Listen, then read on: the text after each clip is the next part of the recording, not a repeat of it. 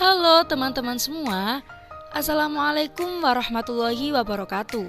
Perkenalkan, nama saya Dwi Ratna Omufadila dengan NIM 110101200012. Di sini saya akan membahas locus of control dalam budaya dan kepribadian manusia. Sebelumnya, apa sih locus of control itu?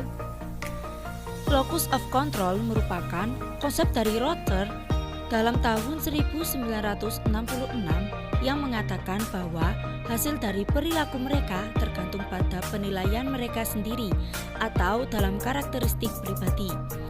Dalam konsep locus of control pertama kali diambil dari teori belajar sosial, di mana belajar individu lebih menggiring seseorang pada pengharapan serta keyakinan dalam reinforcement atau penguat.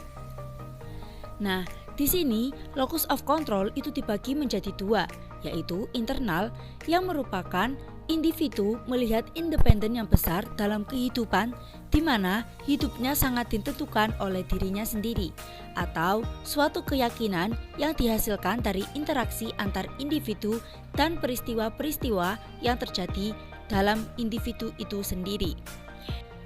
Yang kedua yaitu eksternal, di mana individu melihat dirinya sendiri ditentukan oleh lingkungan dan orang lain melihat mereka. Nah, individu yang memiliki kepribadian internal cenderung memiliki kendali dan tanggung jawab, serta dapat mengatasi sesuatu yang sulit.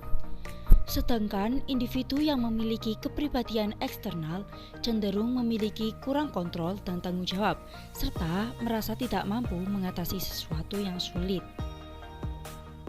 Adanya keberhasilan diri, tentunya kita mengingat apa yang membuat kita bisa sampai di titik itu.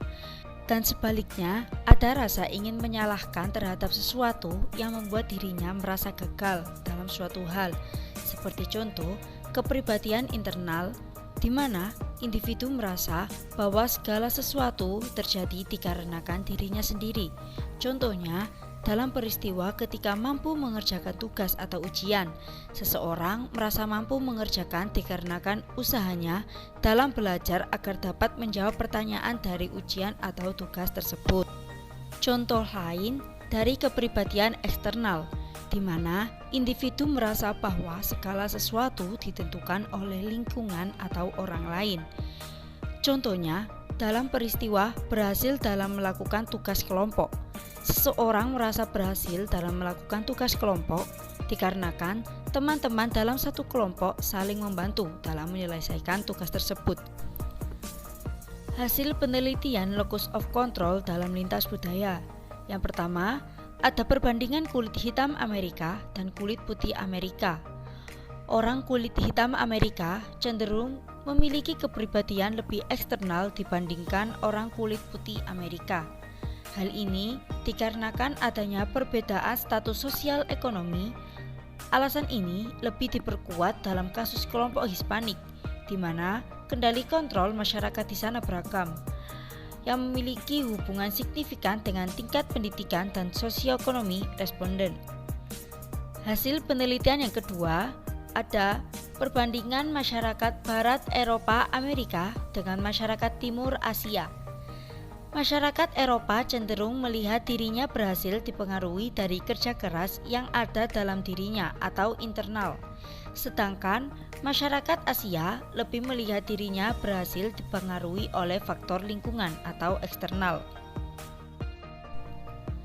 Dalam penelitian lain juga menggunakan alat tes seperti MMPI dan EPQ. Alat ukur EPQ tidak memiliki validitas yang cukup dalam mengukur tingkat stres atau tidak tepat bila diterapkan pada budaya non-barat yang kemungkinan anteseden stresnya berbeda dengan anteseden stres orang barat. Penggunaan alat tes memungkinkan memberikan hasil yang bias.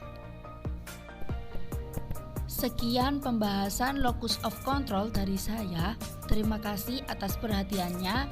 Jika dalam video pembahasan saya ada kurangnya, silakan teman-teman bisa menambahkan dengan referensi lain. Namun, jika kalian merasakan manfaat dan lebihnya, bisa kalian share ke teman-teman yang membutuhkan. Sekian dari saya. Terima kasih sudah menonton sampai akhir. Wassalamualaikum warahmatullahi wabarakatuh. Sampai ketemu lagi di tugas-tugas berikutnya. Dadah!